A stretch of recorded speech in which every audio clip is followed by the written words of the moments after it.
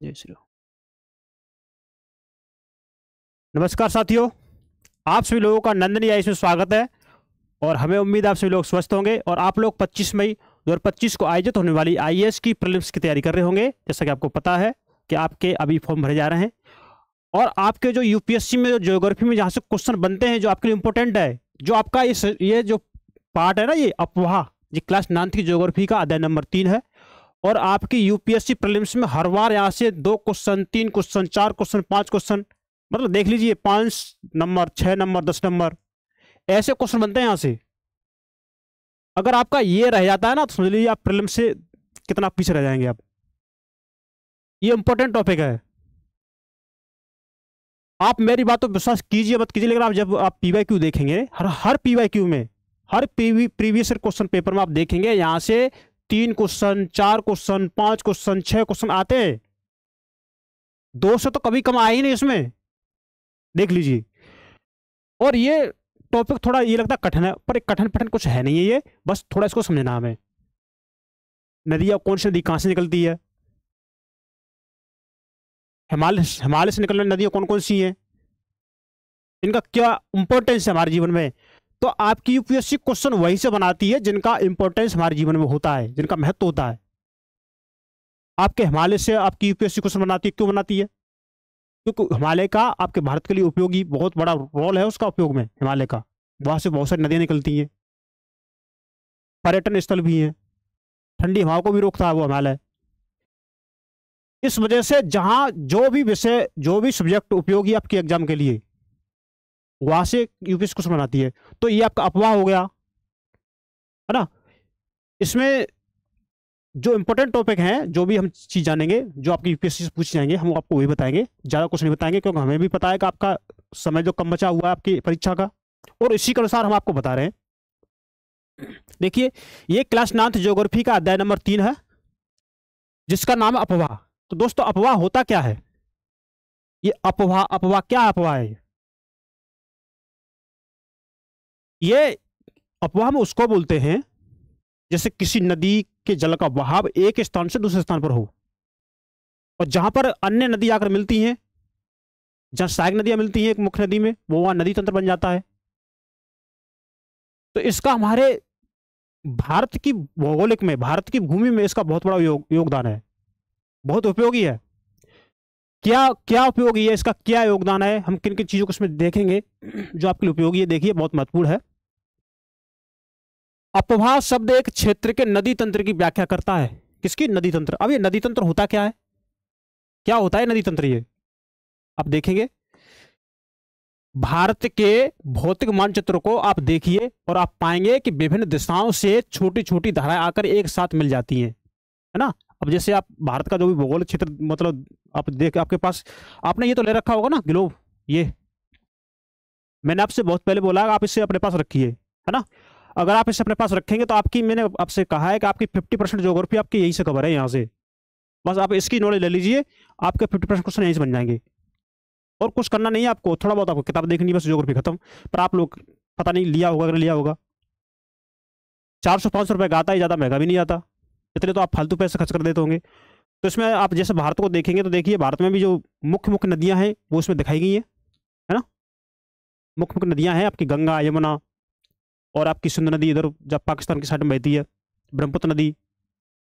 ये नदियां हम इन्हीं के बारे में तो पढ़ेंगे इसमें, तो आप इसमें देख लेंगे तो आपको ज़्यादा मतलब बेनिफिट होगा। तो इन्हीं चीज़ों को हम देखेंगे। देखिए, हमारी एक मुख्य नदी ये है मानते हैं, और इसमें अन्य नदी आकर मिल जाती हैं, ये आके मिल रही है, अन्य नदी आकर मिल रही है, तो हमारा ये बन जाएगा नदी तंत्र, है ना। और इसी को हम बोलते हैं बेसिन। और यहाँ के क्षेत्र जो जल जो बहा के ले जाती है ना, बहा के ले जाती है, उसी को हम बोलते हैं द्रोणी बेसिन। तो देखिए, एक चीज में कितना कॉन्सेप्ट छिपा हुआ, और इसी बात को उन्होंने कितने लंबे चौड़े में लिख दिया है। समझना थोड़ा है और लिख दिया पूरा पेज भर के। तो वही बात है, देखिए, तथा एक मुख्य नदी का निर्माण करती है, अंततः इनका निकास किसी बड़े जलाशय। अब बड़ा जलाशय कौन सा हो गया? जैसे आपकी झील हो गई, या समुद्र, महासागर में होता, मतलब नदियां जो है ना, ये नदियां आके मिलती हैं, ये मुख्य नदी आपके झील में या महासागर में गिरती हैं। जैसे आपकी गंगा नदी होगी, आपकी ब्रह्मपुत्र नदी होगी, या आपकी बंगाल खाड़ी में गिरती है, आपकी सिंधु नदी होगी, कहाँ गिरती है? अरब सागर में गिरती है। तो इनका निकास कहाँ हो रहा है? अरब सागर में, बंगाल खाड़ी में हो रहा है। तो वही तो बात उन्होंने कही है। बताओ इसमें कहाँ रॉकेट साइंस है, कहाँ समझना है सारी चीजें। एक नदी तंत्र द्वारा जिस क्षेत्र का जल प्रभावित होता है उसे एक अपवाह द्रोणी कहते हैं। मतलब एक नदी तंत्र, ये हमारा नदी तंत्र है, और इस नदी तंत्र के माध्यम से जो भी जल प्रभावित हो रहा है एक स्थान से दूसरे स्थान पर, ये क्या है हमारा? ये हमारा अपवाह द्रोणी कहलाता है। तो बताइए, बस वही चीज है, बस उसको थोड़ा समझना है और कुछ नहीं करना। मानचित्र का अवलोकन करने पर यह पता चलता है कि कोई भी, देखिए अगर हम मानचित्र को थोड़ा देखेंगे, इसका अवलोकन करेंगे, तो हमें इससे पता चलता है कि कोई भी ऊंचा क्षेत्र जैसे पर्वत या उच्च भूमि दो पड़ोसी अपवाह द्रोणियों को एक दूसरे से अलग करती है। मतलब ये आपका जल विभाजक होगा। ये क्षेत्र है ना, ये इन क्षेत्र की अपेक्षा ऊंचा है। जब ऊंचा है तो ये जल विभाजक का काम कर रहा है। जब जल विभाजक का काम कर रहा है तो ये अपना एक नदी बेसन बन गया अलग, अपना ये अपना एक नदी बेसन बन गया। तो इस नदी बेसन को इस नदी बेसन से अलग करता है आपका जल विभाजक। कहाँ रॉकेट साइंस है यार, सब कुछ तो सिंपल है इसमें। ज्योग्राफी कठिन है, कहाँ कठिन है? कुछ कठिन नहीं है, बस थोड़ा समझना है ना। और जो कुछ चीजें हैं वो आपको थोड़ा याद करनी है, और उसमें कुछ भी ज्यादा रॉकेट साइंस नहीं है, बस चीजें समझना है।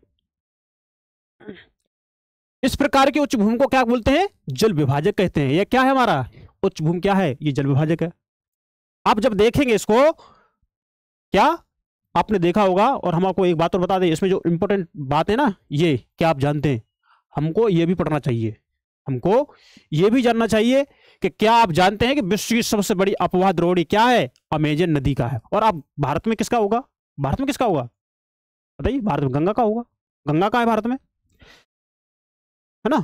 जिसमें पूछा भी है भारत में किसका सबसे बड़ा है। और इसमें मैं आपको थोड़ा चित्र बता दूं, देखिए जैसे नदी है, नदी बह रही है, तो नदी बह करके जब मिट्टी को काटती है, जब अवसादों को काटती है ना, काट करके तो ये इस तरह की गार्ज बन जाता है ना, वी घाटी। कहीं कहीं कहीं पर वी आकार का बन जाता है, लेकिन कहीं कहीं पर वी घाटी का गार्ज बन जाता है। मतलब ये जो धरातल थोड़ा ऊंचा जाता है, नदियां यहाँ बहती है स्टार्ट में, ये यहाँ नदियां बहती है यहाँ पर, यहाँ, तो यही तो गार्ज दिखाएगा ये। यही पहले नदी यहाँ बह रही होगी, स्टार्ट में यहाँ बह रही होगी, धीमे धीमे क्या हुआ भाई, ये काम एकदम तो होता नहीं है, हजारों सालों में होता है। तो इसको काटते काटते काटते काटते काटते काटते ये नदी अब यहाँ बहने लगी है, ये क्या बन गया? ये गार्ज बन गया। अब इसी बात को देखो, देखें भाई मैं क्या कह रहा हूँ, ऐसा छोटी समझने वाली बात को पेज भर के लिख दिया गया है, और उसमें कुछ नहीं है, समझ लीजिए बस। देखिए भारत में अपवाह तंत्र है ना, बहने वाला तंत्र, नदियां आपस में जब मिलती हैं और मिलकर के जिस जल का बहाव करती हैं, इसको हम नदी तंत्र बोलते हैं, अपवाह तंत्र बोलते हैं। भारत के अपवाह तंत्र का नियंत्रण मुख्यतः भौगोलिक आकृतियों के द्वारा होता है। किसके माध्यम से? किसके द्वारा? भौगोलिक आकृति द्वारा। भौगोलिक आकृति क्या होगी? आपका हिमालय पर्वत हो गया, आपके हिमालय पर्वत से नदियां निकलती हैं, आपकी गंगा निकलती है, आपकी यमुना निकलती है, वहां से आप देखेंगे आपके तिब्बत चाइना से आप देखेंगे आपके मानसरोवर से आपकी सिंधु नदी निकलती है, और वहीं से आपकी ब्रह्मपुत्र नदी निकलती है ना। तो क्या है? ये भौगोलिक है, भौगोलिक कारण है। और हिमालय ऊंचा है, इसलिए वहां से नदियां बहती हुई आती हैं, तेज गति से बहती हुई आती हैं। और जैसे जैसे वो नदी हिमालय की तरफ आती है ना, हिमालय की तरफ से तेज गति से बहती हुई आती हैं, अब मैदानी भागों में जैसे गुजरती हैं तो अपने निक्षेप, अपने अपसाद, उसको अपसादों को निक्षेप करती जाती हैं, अपसादों को जवाब करती जाती हैं धीमे धीमे। वो क्षेत्र कैसा हो जाता है? वो क्षेत्र उपजाऊ बन जाता है। कहाँ रॉकेट साइंस है बताइए, सब कुछ तो आसान है। इस आधार पर भारतीय नदियों को दो मुख्य वर्गों में विभाजित किया जाता है, एक हिमालयी नदियां और दूसरी प्रायद्वीपीय नदियां। अब भैया हिमालय नदियां कौन सी होती हैं? मैंने अभी आपको बता दिया कि जो नदियां हिमालय से निकलती हैं वो हमारी हिमालय नदी कहलाती हैं, हिमालय नदी कहलाती है। जैसे आपकी गंगा नदी, ब्रह्मपुत्र नदी, सिंधु नदी, भाई सिंधु नदी आपके लद्दाख से प्रवेश करती है ना, जम्मू कश्मीर से होते हुए आप निकलती है बाहर। ये आपकी ये ब्रह्मपुत्र नदी आपके अरुणाचल प्रदेश में प्रवेश करती है, असम में आप इसको ब्रह्मपुत्र बोल देते हैं, और इसे तिब्बत में से हम सांगपो बोलते हैं। और जब ये बंगाली खाड़ी में गिरती है ना, तो बांग्लादेश में बंगाली खाड़ी में गिरने से पहले बांग्लादेश में इसको हम क्या बोलते हैं? मेघना बोलते हैं। जहाँ गंगा नदी और इसकी आपकी ब्रह्मपुत्र नदी जहाँ पर मिलती है ना, मिलकर जो एक नदी बनाती है उसको मेघना बोलते हैं। वही समझ रहा हूँ, उसमें क्या कहाँ रॉकेट साइंस है? कुछ नहीं समझना, बस जो हम आपको बता रहे हैं वो समझना है ना। भारत के दो मुख्य भौगोलिक क्षेत्र से उत्पन्न होने के कारण हिमालय तथा प्रायद्वीपीय नदियां एक दूसरे से भिन्न हैं। हिमालय नदियां और प्रायद्वीपीय नदियां अपने एक दूसरे से भिन्न है। क्यों भिन्न है?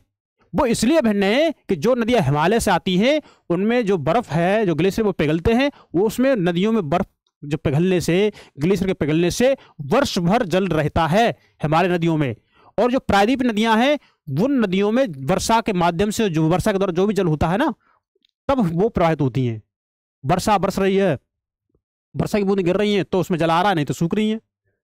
तो इस वजह से आपकी जो हिमालय नदियां हैं ना और प्रायद्वीप नदियां, इसलिए एक दूसरे से भिन्न है। और इसने इसी बात को देखो कैसे बड़े पेज में लिखा है, देखिए, है ना, कहां तक लिख दिया, देखिए, आप खुद ही पढ़ लीजिए, है ना, हमारे साथ देखिए। हिमालय की अधिकतर नदियां बारहमासी नदियां होती हैं। क्यों होती हैं? इनमें वर्ष भर पानी रहता है, क्योंकि इन्हें वर्षा के अतिरिक्त ऊंचे पर्वतों से पिघलने वाले हिम द्वारा भी जल प्राप्त होता है, इसलिए, है ना, इसलिए इसमें वर्ष भर पानी रहता है। हिमालय की दो मुख्य नदियां सिंधु तथा ब्रह्मपुत्र इस पर्वतीय श्रृंखला के उत्तरी भाग से निकलती है। कहां से निकलती हैं? उत्तरी भाग से निकलती हैं, तिब्बत चार मानसरोवर झील से। तो ये हिमालय पर्वत का उत्तरी भाग तो है ना। इन नदियों ने पर्वतों को काटकर गार्जों का निर्माण किया है ना। पर्वतों को काट काट करके जब नदी इसमें बह रही है, बहती रहेगी तो क्या होगी? पर्वतों काटेगी, काटती रहेगी, क्या बन जाएगा? आपका गार्ज बन जाएगा इस तरह का। ये गार्ज बन गया, देखिए, है ना। तो हिमालय की नदियां अपने उत्पत्ति के स्थान से लेकर समुद्र तक के लंबे रास्ते को तय करती हैं। जहां से नदी हिमालय निकलती है ना, हिमालय नदी जहां से निकलती है वहां से लेकर के जहां गिरती है वहां तक के लंबे रास्ते को सफर तय करती है ना। ऐसा नहीं 10-20 किलोमीटर जाके समाप्त होगी, नहीं, ये हजारों किलोमीटर में बहती है, हजारों किलोमीटर में। अब देखिए, ये अपने मार्ग के ऊपरी भागों में तीव्र प्रदन क्रिया करती हैं। जहां आने का ऊपरी मार्ग है ना, जहां नदी बहती है उसमें तीव्र प्रदन मतलब तीव्र काटछाट करती हैं, और तीव्र काटछाट करती जाती है, क्या बन जाता है? गार्ज बन जाता है। ये तो गार्ज बना है ना। आगे देखिए, जैसा कि आपको उसमें देख रहे हैं कि ये नदी यहां से निकली है, ये उच्च भाग है। ये भाग कैसा है? ये भाग उच्च भाग है, और यहां से नदियां आपकी निकली हैं। नदी आपकी निकली है तो इसका ऊपरी भाग है, नदी का स्रोत है, तो इसका भाव अधिक होगा। भाव अधिक होगा तो आप देखेंगे इसकी काटछाट अधिक हो रही है। फिर आप क्या देखेंगे, ये जैसे मध्य भाग में आएगी ना, मध्य भाग में आएगी, इसका भाव थोड़ा कम होगा, मतलब उसका ढलान थोड़ा, जो पर्वतों का होगा ना ढलान, हिमालय ढलान, वो थोड़ा कम होगा। जब वो ढलान थोड़ा कम होगा तो क्या होगा, यहाँ पर जो विसर्प बनना शुरू कर देगी, है ना। ये नदी देखिए ऐसे बह रही है, यूं यूं यूं करके, यूं, ये क्या बन रहा है? ये विसर्प ही तो है भाई। कैसे? अब देखिए, यहां पर ये विसर्प बन रहा है, ये यहां से मिट्टी काट रही है और ये यहां जमा कर रही है ना। तो क्या बनना है? ये विसर्प बनना है। और जैसे ये समतल भाग में आती है ना, ये मतलब थोड़ा समतल ढलान, मतलब थोड़ा ढलान कम हो, ढलान बहुत ही कम हो, है ना। जैसे इसमें ढलान कितना कम है? बहुत कम है ना, इसकी अपेक्षा, इनकी अपेक्षा कम है। तो यहाँ पर ये कौन सा भाग है? निचला भाग है। तो फिर इनकी गति नदियों की कम हो जाती है, और जो अपने साथ जो भी अवसाद लेके आती हैं, जो भी तल छट काट के लेके आती है, वो इनको जमा कर देती हैं। देखो ये जमा हो गए, ये जमा हो गए, तो ये आपके डेल्टा बन गए, ये आपके डेल्टा बन गए। और इनकी गति कम हो जाती है तो आपके साथ जो अपने साथ ये अवसादों को लेकर आती है ना, अवसाद काट छाट, तो अवसादों को जब ये लेकर आती है तो ये हिस्सा आपका अलग बन जाता है ना, उनको छोड़ देती है, तो ये बन जाती है गोखुर झील, है ना। देखिए, मैं आपको एक बार फिर इसमें इधर बता दूं थोड़ा। जैसे ये नदी आ रही है ना, और ये मैदान भाग में आ गई होकर के, ये नदी बह रही है, ये बह रही है। अब ये नदी अपने साथ अवसाद लेके आई, है ना, अवसाद लेकर के आई। अब मालूम पड़ा कि ये नदी अवसाद लेकर आई है, तो अपने साथ अवसाद यहाँ पर से जमा कर दिए, यहाँ जमा कर दिए। अब ये नदी यहाँ से लेकर यहाँ बनना स्टार्ट हो गई, यूँ करके। तो ये जगह रहेगी ना, ये वाली, ये क्या हो गई? ये झील बन गई, जिसे बोलते गोखुर झील, चाप झील बोलते हैं इसे हम, है ना। तो वही बात इसमें कही है ना। नदी की विभिन्न अवस्थाएं हमने आपको बता दी हैं, और अपने साथ भारी मात्रा में सिल्ट एवं बालू का संवहन करती हैं, है ना। अवसाद वगैरह, बालू वगैरह, ये कंकड़ पत्थर लेके आती है अपने साथ, उनको भागे लेके आती है। और मध्य एवं निचले भागों में ये नदियां विसर्प, गोखुर झील तथा अपने बाढ़ वाले मैदानों में बहुत सी अन्य निक्षेपण आकृतियों का निर्माण करती हैं। कौन सी? विसर्प बना देती हैं, गोखुर झील बना देती हैं, और अपने बाढ़ वाले मैदानों में बहुत सी अन्य निक्षेपण, जो जवाब कर देती है ना, निक्षेपण जवाब वाली आकृति बना देती है, जैसे डेल्टा बना दिया, है ना। ये पूर्ण विकसित डेल्टाओं का भी निर्माण करती है। अब देखिए, नदियां जहां पर भी गिरती हैं तो उनका बहाव इतना कम होता है कि वो अपने साथ जो भी अवसाद लेके आती हैं तो वो अवसादों को जमाव करने लगती है। जहां अवसाद जब जमाव हो जाते हैं ना, तो जब जमाव हो गए अवसाद, तो कुछ शाखा इधर हो गई, कुछ इधर हो गई, कुछ उधर, बीच में डेल्टा बन गई, है ना, ये डेल्टा बन गए।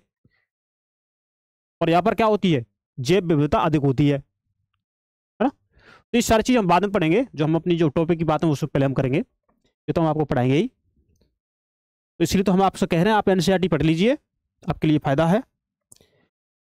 अब देखिए आगे, अधिकतर प्रायद्वीप नदियां मौसमी होती हैं। जो प्रायद्वीप नदियां हैं, जैसे प्रायद्वीप पठार हो गया, प्रायद्वीपी भारत हो गया, है ना, तो वहां पर दक्कन पठार है, तो वहां पर नदियां कैसी है, मौसमी होती हैं। मौसमी कैसी, जब उन्हें वर्षा का जल मिलेगा तभी वो नदियां बहेंगी, और नहीं तो नहीं, क्योंकि इनका प्रभाव वर्षा पर निर्भर करता है। शुष्क मौसम में बड़ी नदियों का जल भी घटकर छोटी छोटी धाराओं में बहने लगता है। जैसे वहां पर सूखा पड़ता है ना, सूखा पड़ता तो जो भी नदी बड़ी बड़ी होती है, पहले वर्षा ऋतु में उसमें जल अधिक बहता था, लेकिन वो जल अब घट करके थोड़ी मात्रा में बह रहा है, थोड़ी मात्रा में, है ना। तो शुष्क मौसम में बड़ी नदियों का जल भी घटकर छोटी छोटी धाराओं में बहने लगता है। अब धारा कैसे होगी, छोटी होगी, पहले लंबी धाराएं थी। हिमालय की नदियों की तुलना में प्रायद्वीप नदियों की लंबाई कम तथा छिछली है। अब देखिए, जो भी हिमालय की नदियां हैं ना, हिमालय नदियों की तुलना है, इनकी तुलना में जो प्रायद्वीप नदियां हैं वो कैसी है, लंबाई में कम है तथा छिछली है। क्यों लंबाई कम है, क्योंकि भैया वर्षा का जल मिलेगा तभी तो बहेंगी, वर्षा का जल ही नहीं है तो कहां से वो लंबाई बढ़ पाएगी उनकी, बताइए।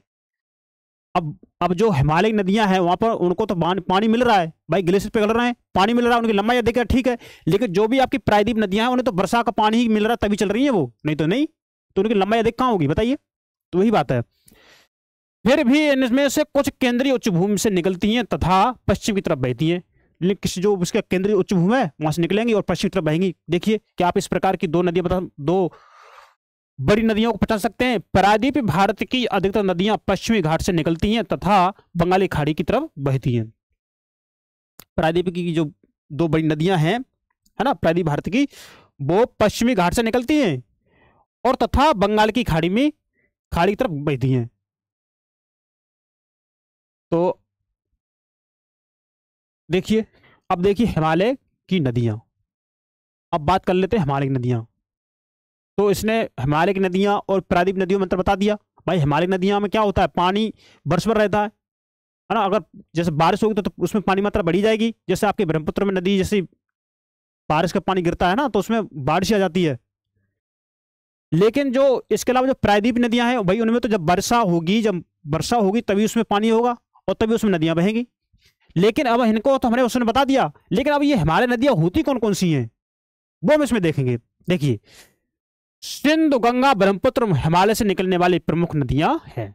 सिंधु नदी होगी आपकी, गंगा नदी होगी आपकी, ब्रह्मपुत्र नदी होगी। ये जो नदियां हैं ये आपके हिमालय से निकलने वाली प्रमुख नदियां हैं। इनकी जल धारण करने की क्षमता अधिक है। अनेक महत्वपूर्ण एवं, अब इसमें और देखेंगे हम,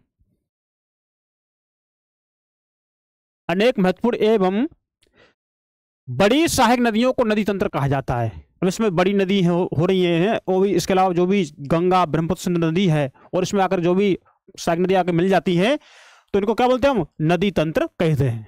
वही है भाई, एक नदी ये बह रही है, इसमें आकर और नदी मिल जाए, है ना, मिल जाए, इसी को नदी तंत्र बोलेंगे। और ये स्थान का जो जल लेके भाग जाती है इसी को हम द्रोणी बेसन बोलेंगे। इसी को हम नदी बेतका बोलते हैं, बेसन बेसन बोलते हैं इसे हम, नदी बेसन इसी को बोलते हैं। तो सारी चीज क्या है, कॉन्सेप्ट ही तो है, और क्या करना है। सिंधु नदी का उद्गम मानसरोवर झील से, अब इसको थोड़ा टच कर लीजिए ना, ये जो बातें हैं ना ये वाली, ये थोड़ी आप अपने किसी पर लिख लीजिए। कोई आपकी जो सिंधु नदी है ना, सिंधु नदी का जो उद्गम होता है, जो निकलती है कहां से, मानसरोवर झील के निकट तिब्बत में है। तिब्बत चाइना में जो मानसरोवर झील है वहां से निकलती है आपकी सिंधु नदी। आपके एग्जाम में पूछा जा सकता है। पश्चिम की ओर बहती हुई यह नदी भारत में लद्दाख से प्रवेश करती है ना। अब देखिए नदी ये है, ये नदी आपके यहां से निकली, मान के चलो आपको यहां बताऊं, ये मान के चलो ये आपके यहाँ मानसरोवर झील है और यहाँ तिब्बत भी है। अब ये नदी यहां से निकली तो ये पश्चिम की तरफ बहेगी भाई, पश्चिम इधर ही तो होता है, तो ये लद्दाख से प्रवेश करेगी और यहां से निकलेगी, यहां पर आकर जाके ये पाकिस्तान में बहती हुई ये आपके अरब सागर में गिर जाएगी, आपकी ब्रह्मपुत्र नदी। तो वही बात उन्होंने कही है कि यह नदी भारत में लद्दाख से प्रवेश करती है। इस भाग में यह एक बहुत ही सुंदर दर्शनीय गार्ज का निर्माण करती है। मतलब अच्छा सुंदर दर्शन, मतलब अच्छा देखने में लगता प्रतीत हो, है ना, देखने में प्रतीत अच्छा लगता हो, ऐसे ही सुंदर दर्शनीय गार्ज का यह निर्माण करती है। दर्शनीय मतलब देखने लायक हो, मनमोहक हो, ऐसे गार्ज का निर्माण करती है आपकी ब्रह्मपुत्र नदी, ये सिंधु नदी। कौन सी? सिंधु नदी। तो इस भाग में एक बहुत ही सुंदर दर्शनीय गार्ज का निर्माण करती है। इस क्षेत्र में बहुत सी सहायक नदियां, जैसे अब देखिए इस क्षेत्र में बहुत सी सहायक नदियां कौन कौन सी हैं, और इसकी सहायक नदियां भी ध्यान रख लीजिए। आपकी सहायक नदियों से क्वेश्चन बनता है, सहायक नदियां याद होनी चाहिए, है ना। देखिए कौन कौन सी, जास्कर, नूबरा, श्योक, हुंजा, ये नदी आपस में इसमें मिलती है। किसमें? आपके सिंधु नदी में, आपके इसमें, है ना, सिंधु नदी में। सिंधु नदी बलूचिस्तान तथा गिलगित से बहते हुए अटक में पर्वतीय क्षेत्र से बाहर निकलती है। कहाँ? सिंधु नदी बलूचिस्तान में बहेगी, बलूचिस्तान में बहते हुए, गिलगित से बहते हुए अटक में पर्वतीय क्षेत्र से बाहर निकलती है। कहां से? ये पर्वतीय क्षेत्र है, ये है ना, ये पर्वतीय क्षेत्र है, और ये पर्वतीय क्षेत्र जो अटक है ना, अटक से ये बाहर निकलती है। जैसे ये बाहर निकलती है तो आप देखेंगे इसमें सतलज, ब्यास, रावी, चेनाब तथा झेलम आपस में मिलती हैं। और जब नदी आपस में मिलती कहां पर? ये पाकिस्तान के मीठानकोट में मिलती है नदी, ये सिंधु नदी से। कौन कौन सी? सतलज, सतलज, ब्यास, रावी, चेनाब और झेलम। तो ये आपको ये नाम याद होने चाहिए, है ना। आपका सतलज, ब्यास, रावी, चेनाब, झेलम, ये आपको नाम रटे होने चाहिए। देखिए नदी का नाम और नदी की सहायक नदियां, नदी का नाम और नदी की सहायक नदियां, यहां से क्वेश्चन भर भर के पूछे जाते हैं आपके एग्जाम, भर भर के। इतना इंपॉर्टेंट टॉपिक है कि अगर आप इसकी सहायक नदियां याद कर लेते हैं ना, तो बस आपका कल्याण हो जाएगा, हो जाएगा कल्याण आपका, समझ लीजिए, आपकी एग्जाम निकल जाएगी। क्योंकि आपके 2-3 क्वेश्चन यहां से बनेंगे, 3-4 क्वेश्चन आपके पिछले टॉपिक से बनेंगे, समझ रहे हो। और आपकी यूपीएससी में एग्जाम में ऐसे क्वेश्चन पूछे जाते हैं।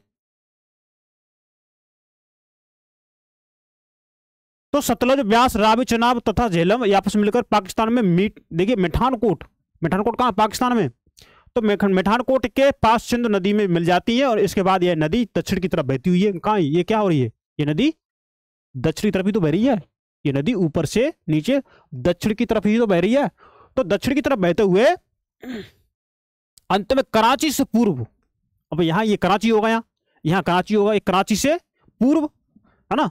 तो कराची से पूर्व अरब सागर में मिल जाती है। तो जहां ये गिरती है ना, कहां? यहां जी गिर रही है, तो यहाँ क्या होगा? यहाँ अरब सागर होगा, यहाँ पर ये अरब सागर में गिर रही है ना। इसके बाद आप देखेंगे सिंधु नदी के मैदान का ढाल बहुत धीमा होता है। सिंधु नदी है, उसका जो मैदान है ना, उसका ढाल कैसा होता है? बहुत धीमा होता है।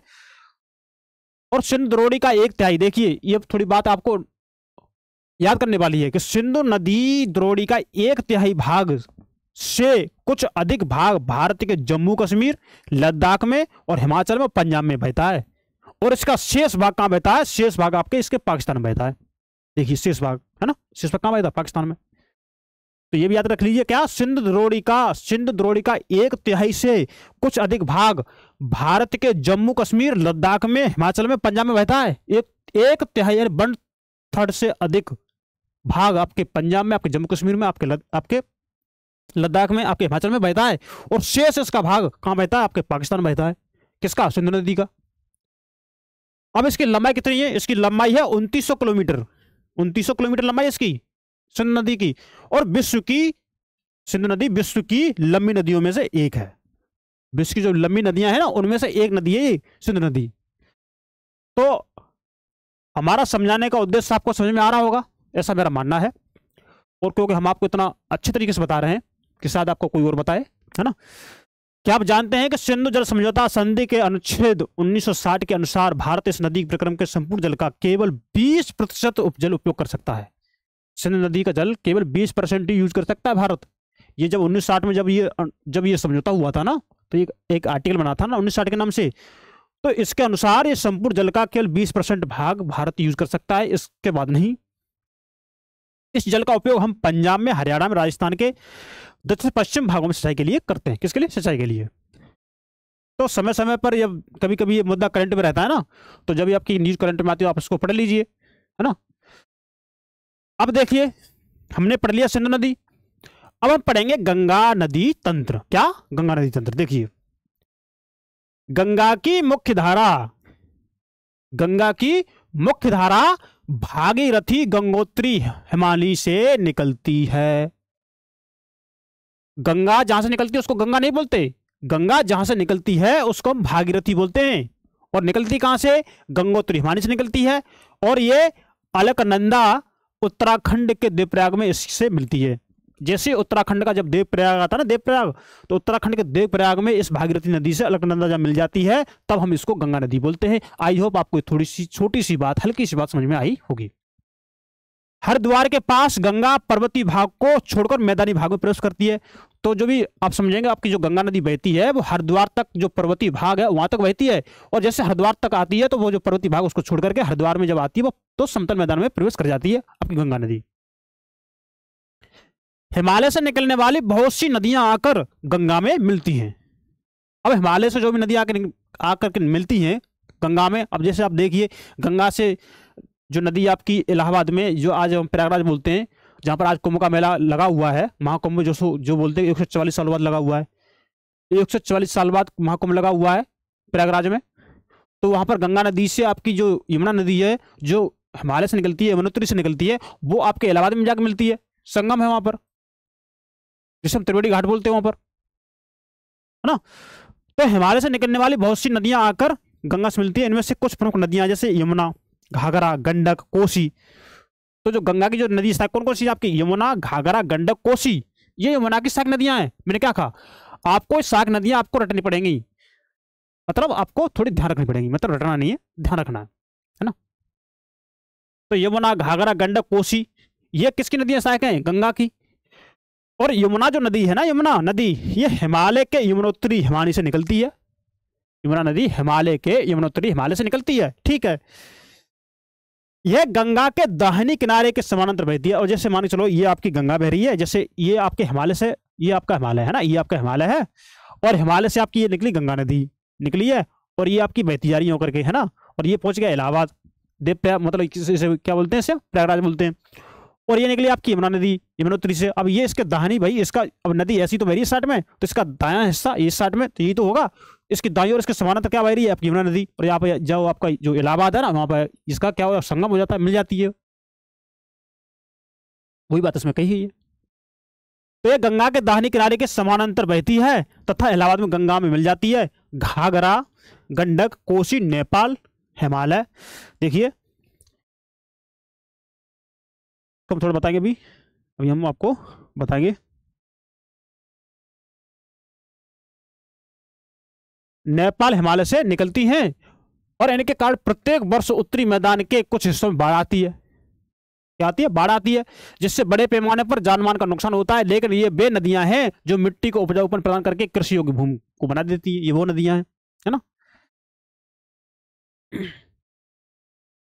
अब इससे हम आगे बढ़ेंगे, थोड़ा ऊपर का देख लें, है ना, ऊपर का भी बचा है, देखिए ये है आपका देवप्रयाग। ये क्या है? ये आपका देवप्रयाग है, और इस देवप्रयाग में आपकी भागीरथी एवं अलकनंदा का संगम है।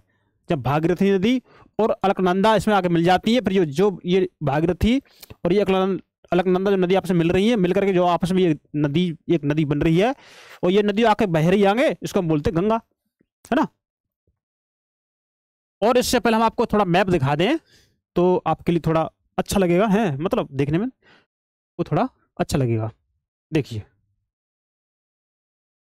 ये आपका मानसरोवर झील है, यहाँ पर जो कहाँ पर तिब्बत चाइना में है। और यहाँ से आपकी जो नदी है, आपकी सिंधु नदी यहाँ से निकल रही है, देखिए, है ना, ये लद्दाख प्रवेश कर रही है, और ये लद्दाख प्रवेश करती हुई बाहर निकलती है सिंधु नदी, ये यहाँ पर। अब देखिए यहाँ पर झेलम नदी ये निकल के आ रही है ना, जम्मू कश्मीर से। ये झेलम नदी, आपकी चिनाब नदी, आपकी रावी नदी, आपकी सतलज नदी कहाँ मिलती है? मीठनकोट पाकिस्तान मिलती है। मीठनकोट पाकिस्तान में आपकी सिंधु नदी से मिल जाती है। और ये सागर में जो अरब सागर, यहाँ पर जल ये गिरा देती है सिंधु नदी। मतलब कहाँ कहाँ उसमें वो करना है बताइए। अब देखिए गोविंद सागर, व्यास नदी, है ना, सांबर नामक झील आपके राजस्थान में ये रही। अब देखिए गंगा नदी आपकी निकल रही है, गंगा नदी ये रही। ये रही आपकी यमुना नदी, है ना, ये यहाँ पर क्या है आपका इलाहाबाद है, प्रयागराज। अब इसमें देखिए आपकी क्या मिल रही है? चंबल नदी मिल रही है इसमें, किसमें? यमुना में, चंबल नदी। अब देखिए इसमें राणा सागर प्रताप, है ना, गांधी सागर है, इसमें क्या है? जलप्रपात है इसमें। अब इसी में आप देखिए यमुना में क्या मिल रही है? बेतवा नदी मिल रही है ना। अब आपकी इसमें जो आपकी जो यमुना नदी यहाँ मिल जाती है, यहाँ पर ये गंगा नदी यहाँ पर मिलती है आगे चल के। तो इसमें देखिए शारदा नदी, है ना, ये घाघरा नदी इससे आगे मिल गई है ना। अब देखिए गंडक नदी ये निकल के आ रही है नेपाल से, यहाँ से मिल गई आगे। अब देखिए सोन नदी आपकी ये आ रही है, ये सोन नदी, ये उत्तरी साथ में बहने वाली नदी है, उत्तरी की दिशा में बहने वाली नदी क्या है आपकी, सोन नदी है। गंगा नदी है ना। अब देखिए इसमें आगे मिलती है कोसी नदी। अब ये नदी आके यहाँ मिल रही है ना इस साइड में यहाँ पे। अब देखिए एक नदी ये और एक नदी ये बांग्लादेश में आकर के ब्रह्मपुत्र से मिल जाएगी है ना। ये आपके यहाँ पे बंगाल खाड़ी में ये अब साधु डाल रही है ना, जल को डाल रही है ब्रह्मपुत्र नदी। तो आपकी ब्रह्मपुत्र नदी भी यहीं से निकल रही है ना, मानसरोवर झील से यहाँ पे निकल रही है। देखिए तिब्बत चार नाम इसको हम बोलते हैं सांगपो नदी, ये क्या बोलते हैं, सांगपो नदी बोलते हैं इसको हम, ब्रह्मपुत्र नदी को। ये निकलती आ रही है, ये आपके अरुणाचल प्रदेश में आई। देहंग गार्ज बनाया, क्या देहांग गार्ज बनाया इसने, देहंग गार्ज बनाकर इसमें लोहित नदी इसमें आके मिलती है ना। और इसमें जब असम में जैसी प्रवेश करती है इसको बोलते हैं ब्रह्मपुत्र नदी। और ये बांग्लादेश में आकर के ये मिलती है किससे, गंगा नदी से। और बंगाली खाड़ी में गिरने से पहले इसको बोलते हैं मेघना नदी, और फिर जब बंगाली खाड़ी में गिर जाती है तो भाई इसकी बात ही खत्म हो जाती है ना। अब देखिए इसमें ये आपकी महानदी है ना। और यहाँ पे क्या है, चिल्का झील उड़ीसा में पड़ता है, यहीं पे चिल्का झील। अब देखिए इसमें ये आपकी नर्मदा नदी है, ये क्या है, ये आपकी नर्मदा नदी है। ये आपकी तापी नदी है, क्या है, तापी नदी। ये है नर्मदा नदी, ये है तापी नदी, जो कैसी नदी है, पश्चिम की दिशा में बहने वाली नदियां हैं। और ये देखिए आपकी पेनगंगा है ना, ये अलग सा, ये आपकी कौन सी नदी है, ये पेनगंगा। ये आपकी गोदावरी है ना। और ये आपका यहाँ पर क्या निजाम सागर है। और ये आपकी क्या है, कृष्णा नदी, ये रही। यहाँ पर क्या नागार्जुन सागर है ना। ये आपकी कोल्लूर झील है। और ये आपकी कौन सी नदी है, तुंगभद्रा नदी, ये रही। और आप इसको देखिए आप, ये क्या है, कृष्णा सागर यहाँ पर है, और देखिए झील है यहाँ पर ये। और ये कावेरी नदी है ये वाली है ना। और यहाँ पर क्या, ये बेबनाथ झील है, बेबनाथ झील। तो मैंने आपको बताया ये कौन सी नदी, कौन सी झील है आपकी, ये झील आपकी पुलिकट झील। कौन सी, पुलिकट झील। तो हमने आपको बताया था कि आप अपने पास एड्रेस रखेंगे, और आप जब एड्रेस रखेंगे अपने पास तो उसमें आप सारी चीज़ देख लेंगे है ना, जान जाएंगे। तो हमने आपको थोड़ा मैप बता दिया। और यदि आप चाहते हो तो आपके पास वीडियो पड़ी रहेगी, आप उसे दोबारा देख लीजिए। और आपके पास अगर इनिशिएटिव हो गया तो आप उसे एक बार दोबारा पढ़ लीजिए, क्योंकि आपकी ये ज्योग्राफी क्लास है ना। तो हमें इसमें कॉन्सेप्ट देखने। तो मैंने आपसे पहले भी कहा कि आप अपने पास एड्रेस रखिए, एड्रेस में सारी नदियाँ कौन से राज्य में कौन सी नदी बह रही है, कहाँ गिर रही है, ये सारी चीज़ आपको जाननी होगी। और मैंने आपसे ये कहा कि आप अपने पास एक ग्लोब रखिए है ना, ये आपको माइंड को थोड़ा केंद्रित करता है ना, दिमाग को थोड़ा केंद्रित करता है। और 50% ज्योग्राफी आपकी यही खत्म है अगर आप इसको देख लेते हैं तो, है ना। अपने पास रखिए टेबल पे।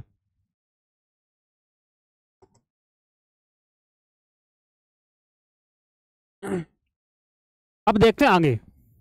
देखिए प्रायद्वीपीय उच्च भूमि से आने वाली मुख्य सहायक नदियां, जो प्रायद्वीपीय उच्च भूमि है भाई, आपका जो दक्कन पठार हो गया, मालवा पठार हो गया, तो कैसे है, ये प्रायद्वीपीय उच्च भूमि है, उच्च भूमि है।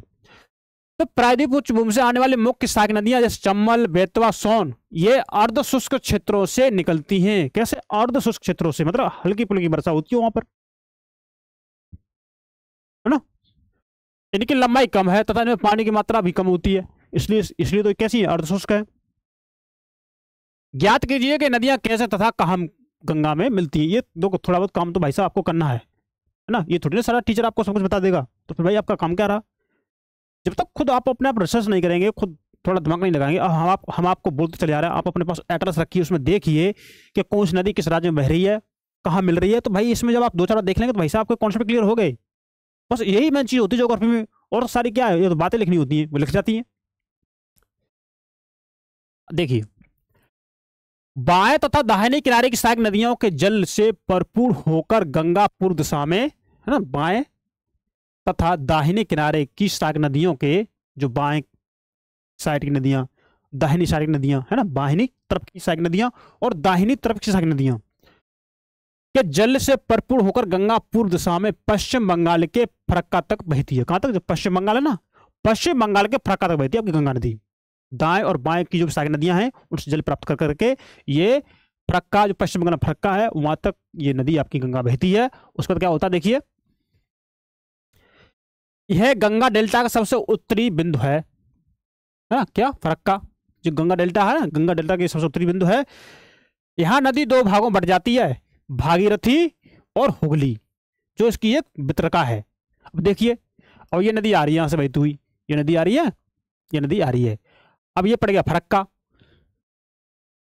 फरक्का पड़ गया ये यहाँ पर। अब ये नदी थोड़ा ऐसे बट गई, ये थोड़ी ऐसे चली गई, है ना। तो भागीरथी एवं होली जो इसकी एक वितरका है, इस दक्षिण की तरफ बहती बहती है। ये भागीरथी होली, भागीरथी हुगली दक्षिण की तरफ बहती है तथा डेल्टा के मैदान से होते हुए बंगाल की खाड़ी में ये मिल जाती है। कहाँ? बंगाल की खाड़ी में। ये इसमें आपको ये बता दिया है। आगे देखिए,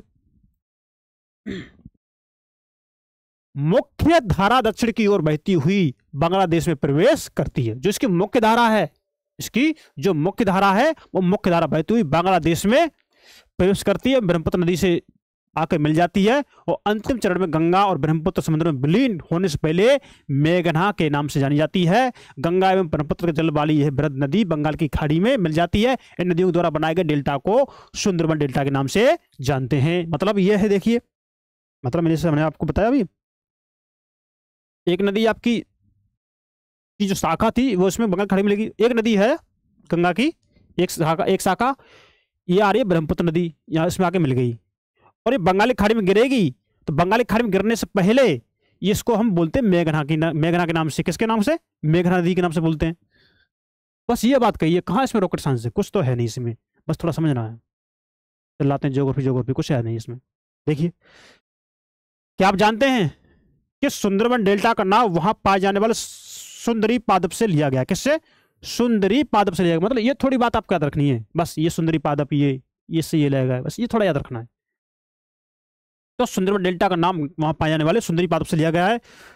सुंदरबन डेल्टा विश्व का सबसे बड़ा एवं तेजी से वृद्धि करने वाला डेल्टा है। क्या है? सबसे बड़ा एवं तेजी से वृद्धि करने वाला डेल्टा है। यह रॉयल बंगाल टाइगर भी पाए जाते हैं। अगर आपकी यूपीएससी में अगर स्टेटमेंट आ जाए कि रॉयल बंगाल टाइगर आपके सुंदरबन डेल्टा में पाए जाते हैं, तो आपका स्टेटमेंट सही होगा गलत होगा? बताओ, कमेंट करिए। कुछ तो कमेंट में बोल दिया करो, कमेंट में कुछ बोलते हैं नहीं है। गंगा की लंबाई 2500 किलोमीटर से अधिक है। किससे? 25 किलोमीटर से अधिक है। चित्र आप देखेंगे, क्या आप गंगा नदी के अपवाह तंत्र को पहचान सकते हैं?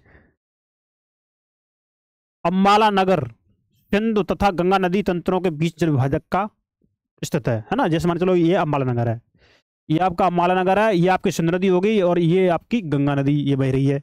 तो ये अम्बाला नगर है ना, ये क्या करता है? ये सिंधु और गंगा नदी तंत्रों के बीच में जल विभाजक का काम करता है। ये अम्बाला में सुंदरबन तक मैदान की लंबाई लगभग कितनी है?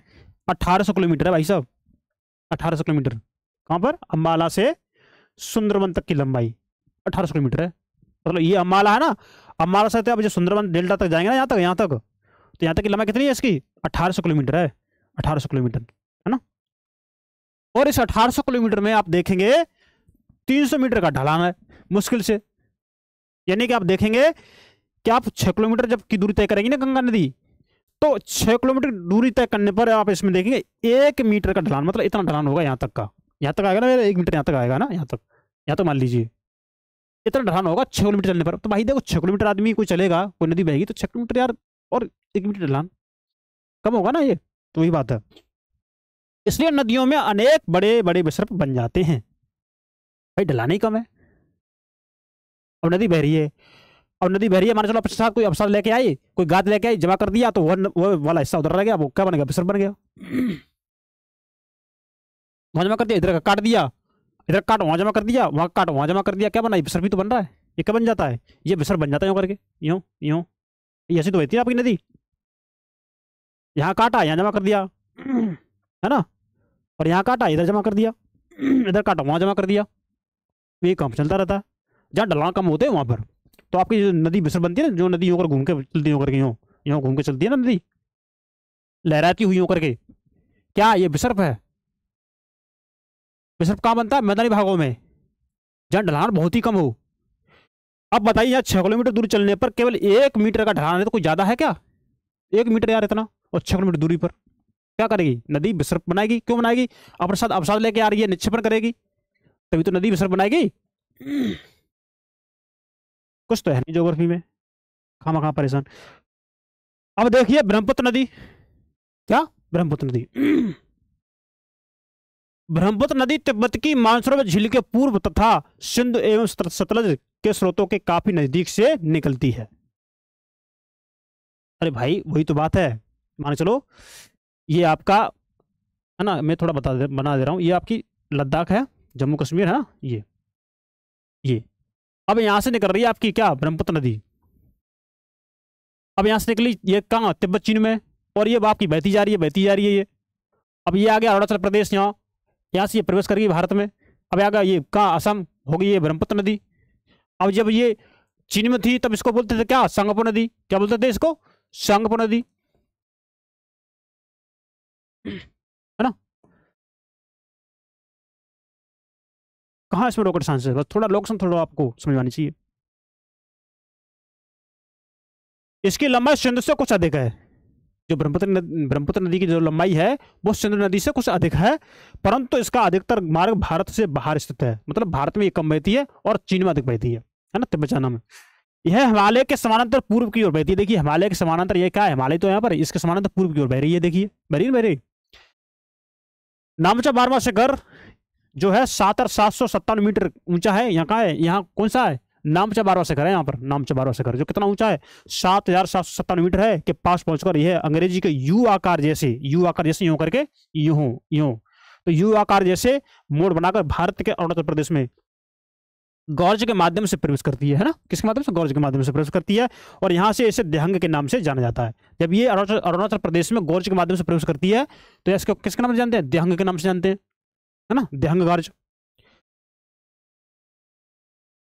तथा दिबांग। अब इसमें देखिए दिबांग, लोहित, केनुला, दूसरी सारी नदियां इसमें मिलकर के असम में ब्रह्मपुत्र का निर्माण करती हैं।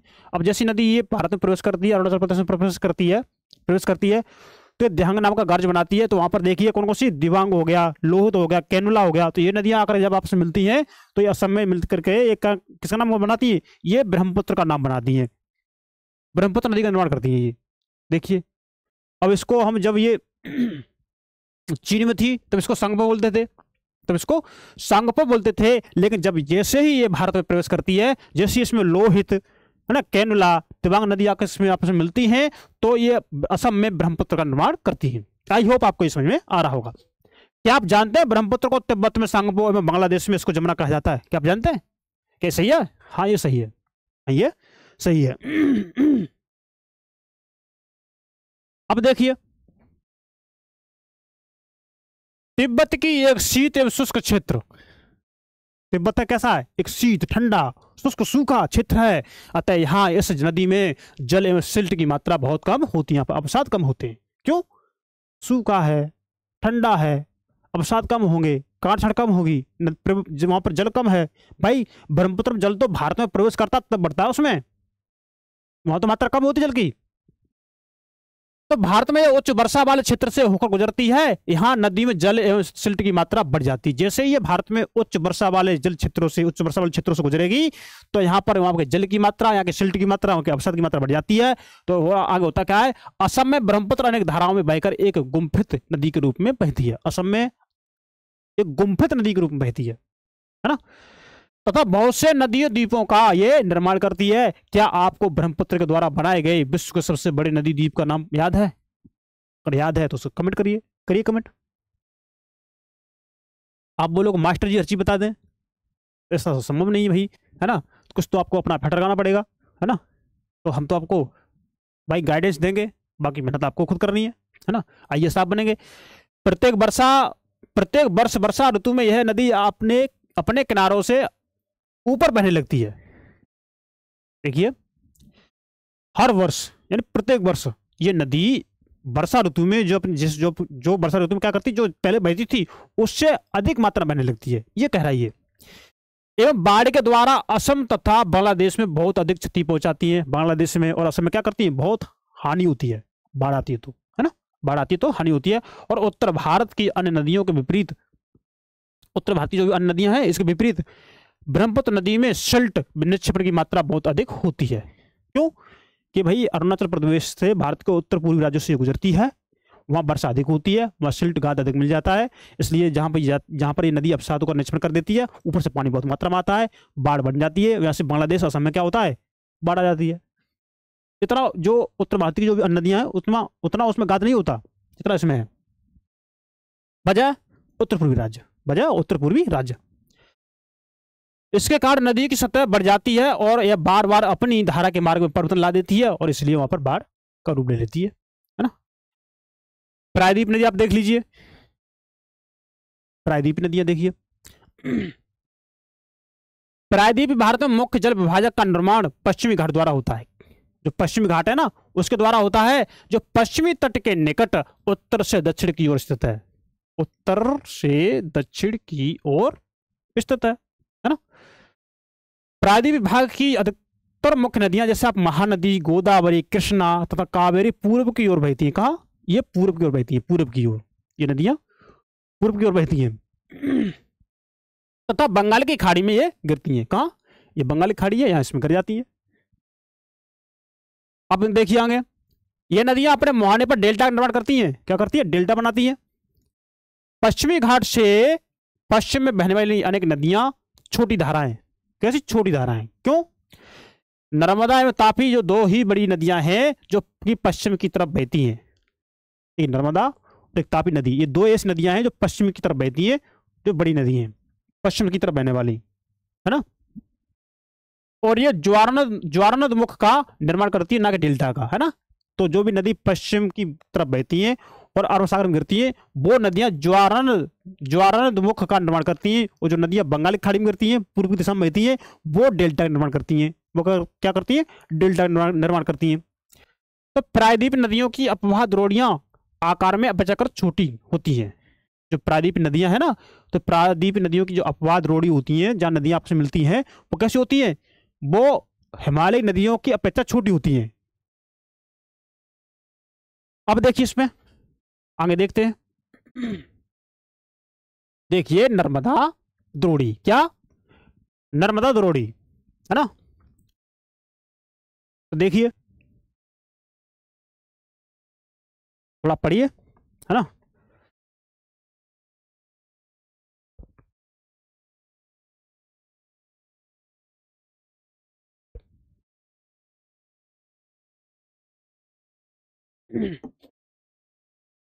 देखिए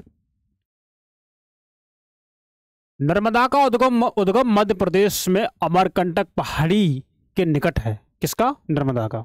देखिए थोड़ा ये देख लीजिए, नर्मदा का उद्गम मध्य प्रदेश में अमरकंटक पहाड़ी के निकट से, मतलब अमरकंटक पहाड़ी से है ना। किसका? नर्मदा नदी का उद्गम स्थान, उद्गम स्थल, जहां से नदी निकलती है। कहां से? मध्य प्रदेश के अमरकंटक नामक जगह से, पहाड़ी है वहां से, है ना। यह पश्चिम की ओर एक भैंस घाटी में बहती है। कहां? पश्चिम की ओर एक भैंस घाटी में बहती है और समुद्र तक पहुंचने के क्रम में यह नदी बहुत से दर्शनीय स्थलों का निर्माण करती है। जैसे नदी समुद्री स्थल तक पहुंचेगी, जहां समुद्र तक पहुंचेगी, तो पहुंचते पहुंचते बीच में बहुत से दर्शनीय स्थलों का निर्माण करती है। मतलब थोड़े वहां पर जो पर्यटक क्षेत्र बन जाते हैं, आकर्षक, जहां पर लोग घूमने घामने जाते हैं, देखने जाते हैं, उनका निर्माण करती है। उन स्थलों का ये निर्माण करती है आपकी ये नर्मदा द्रोणी। निकलती कहां से? अमरकंटक से, मध्य प्रदेश से, है ना। और कैसे नदी है? भैंस घाटी में बहती है, भैंस घाटी में। जैसे कोई प्लेट विवर्तन की आप सुना होगा, विपरीत दिशा में प्लेट जाती हैं तो उसमें टेंशनल फोर्स लगता है, तो बीच में भ्रंश दरार पड़ जाती है, तो भैंस घाटी बन जाती है। वहां पर बन जाती है, भैंस घाटी बन जाती है। तो ये बात उन्होंने कही है। जबलपुर के निकट संगमरमर के शैलों में यह नदी गहरे गार्ज से बहती है। जबलपुर के जो संगमरमर क्षेत्र है ना, तो संगमरमर के शैलों में क्या करती है? ये नदी गहरे गार्ज में बहती है तथा जहां यह नदी तीव्र ढाल से गिरती है वहां धुआंधार जलप्रपात बनता है। किसका? नर्मदा नदी का। तो ये आपको समझ में आ रहा होगा। भाई समझ में क्यों नहीं आएगा, है ना।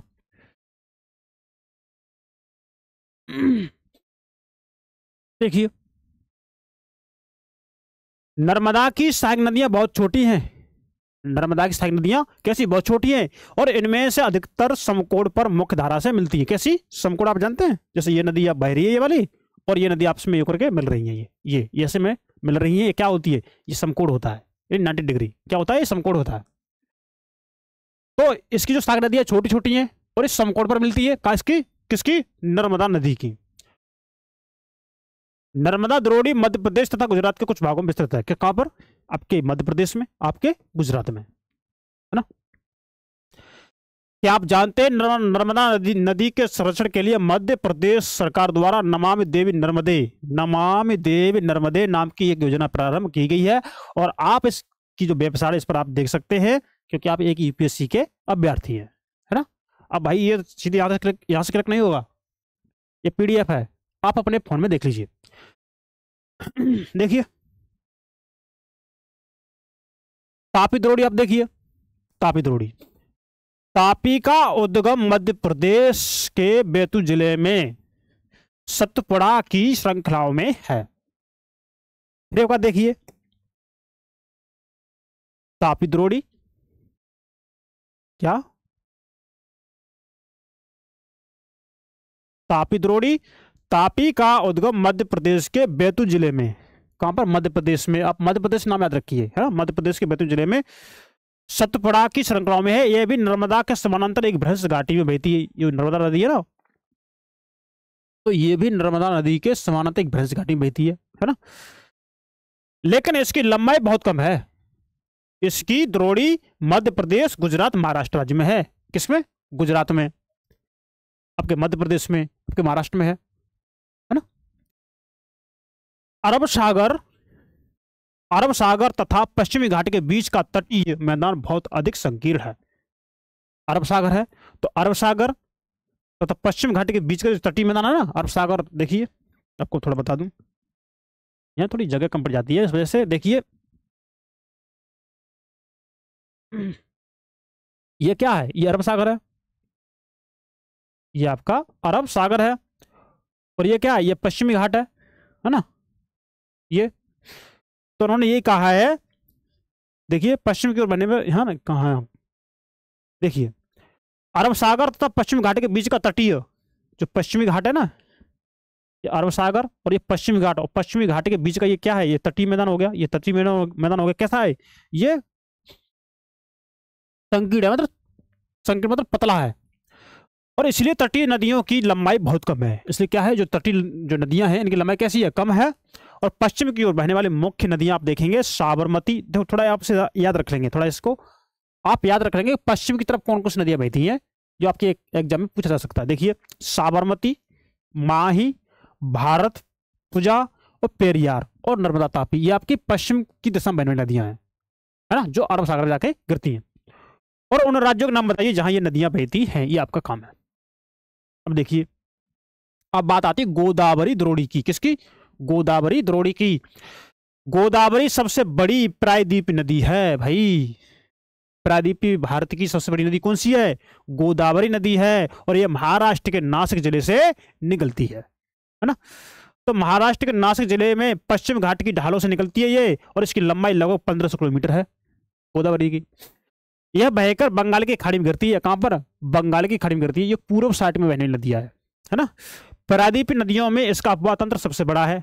जो भी जितनी भी प्रायद्वीप नदियां हैं, उन प्रायद्वीप नदियों में इसका अपवाह तंत्र सबसे बड़ा है, क्योंकि इसमें सहायक नदियां अधिक मात्रा में आके मिलती हैं, और इसकी लंबाई जो है बहुत अधिक दूर है। 1500 किलोमीटर भाई साहब बहुत होता है ना। तो इसकी द्रोणी महाराष्ट्र, इसकी द्रोणी देखिए कहां का, महाराष्ट्र में, मध्य प्रदेश में, उड़ीसा में और आंध्र प्रदेश में स्थित है ना इसका भाव।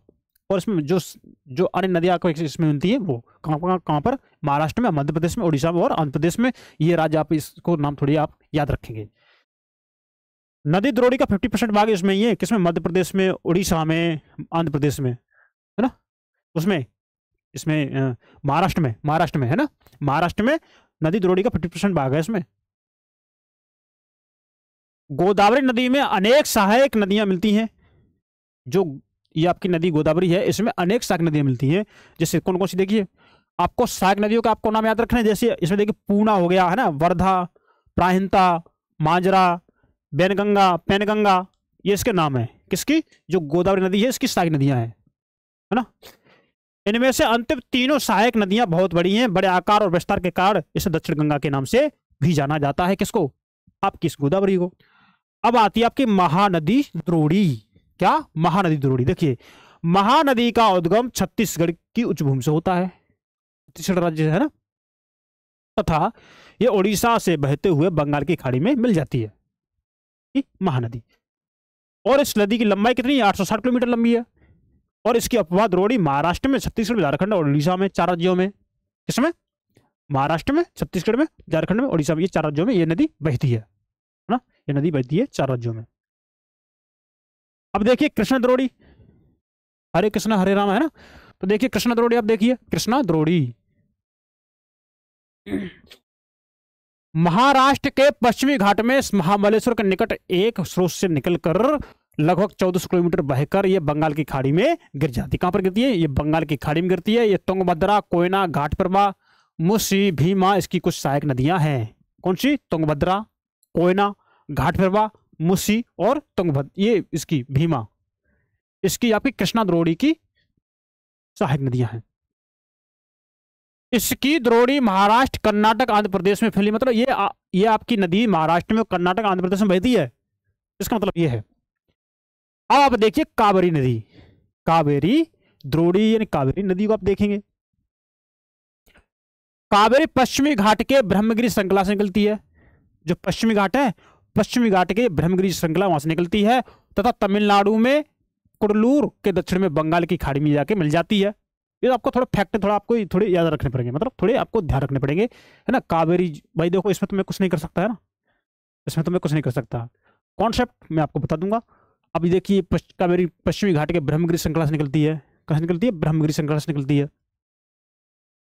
तमिलनाडु को कुडलूर के दक्षिण में बंगाल की खाड़ी में जाकर मिल जाती है। कहां पर? बंगाल की खाड़ी में जाकर मिल जाती है। और इसकी लंबाई 760 किलोमीटर है। और इसकी प्रमुख सहायक नदी देखिए कौन सी है? अमरावती, भवानी, हेमावती और कबिनी। इसकी द्रोणी कहां पर है, कहां पर बहती है? तमिलनाडु में बहती है, केरल में बहती है और कर्नाटक में बहती है। बस थोड़ी ये चीज आपको याद रखनी है। ये नदियां यानी कि नदियों की सहायक नदियां, और कहां गिरती है, बस ये आप एक लिस्ट बना लीजिए, है ना। जैसे मैं आपको थोड़ा बताऊं, देखिए आप क्या करेंगे, आप एक काम करेंगे, देखिए आप लिखेंगे नदी का नाम, ये आपने लिखा नदी का नाम, है ना, ये लिख लिया। उद्गम स्थल, उद्गम स्थल,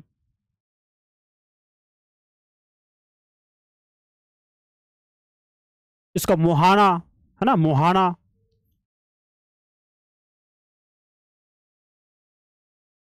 इसके राज्य, मतलब कौन कौन से राज्य में बहती है द्रोणी, मतलब किस किस राज्य में बहती है, राज्य। और इसकी लंबाई, है ना। और इस पर अगर कोई झील है ना, कोई झील वगैरह बन रही तो उसका नाम लिख लेंगे, है ना। कोई झील वगैरह बनती है तो आप उसका नाम लिख लेंगे, है ना। तो ये थोड़ा आपको इसी में आप लिख लेंगे, है ना। यहाँ पर क्या लिख लेंगे, ये है, ये हो गया।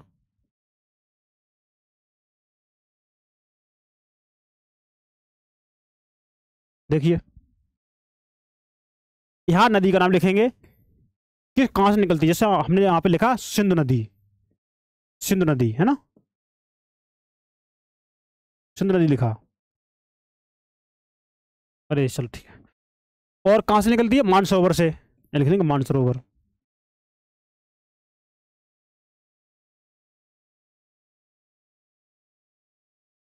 मोहाना कहाँ गिरती है? अरब सागर में।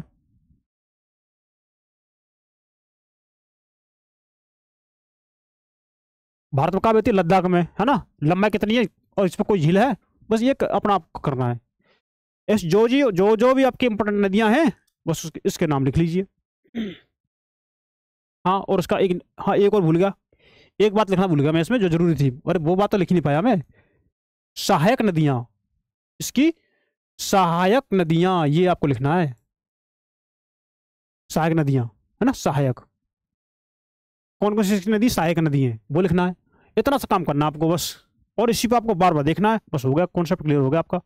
बताओ फिर आपको ना, फिर आप इसके अलावा फिर ना कोई आपको जरूरत पड़ने की, बस यही पढ़ना है।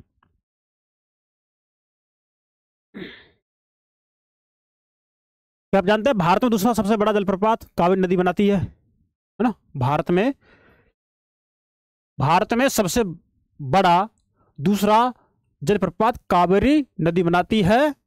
और आप इसको देखेंगे, इसे शिव समुद्रम के नाम से जाना जाता है। और प्रपात तथा उत्पादित विद्युत, है ना, प्रपात द्वारा उत्पादित विद्युत मैसूर में, बंगलोर में और कोलार स्वर्ण क्षेत्र को प्रदान की जाती है। मतलब जो भी कोलार खाने हैं वहां पर ये भेजी जाती है ना। तो भारत का सबसे बड़ा जलप्रपात कौन सा है, आप याद कीजिए, बता दीजिए, है ना। अब देखिए, इन बड़ी नदियों के अतिरिक्त कुछ छोटी नदियां हैं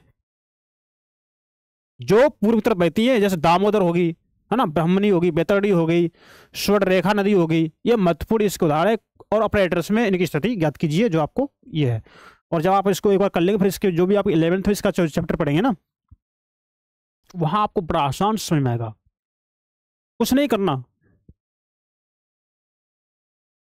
क्या आप जानते हैं पृथ्वी के धरातल का 71% भाग जल से ढका है, लेकिन इसका 97% जल लवणीय है, मतलब नमक वाला, साल्ट वाला, मतलब पीने योग्य नहीं है।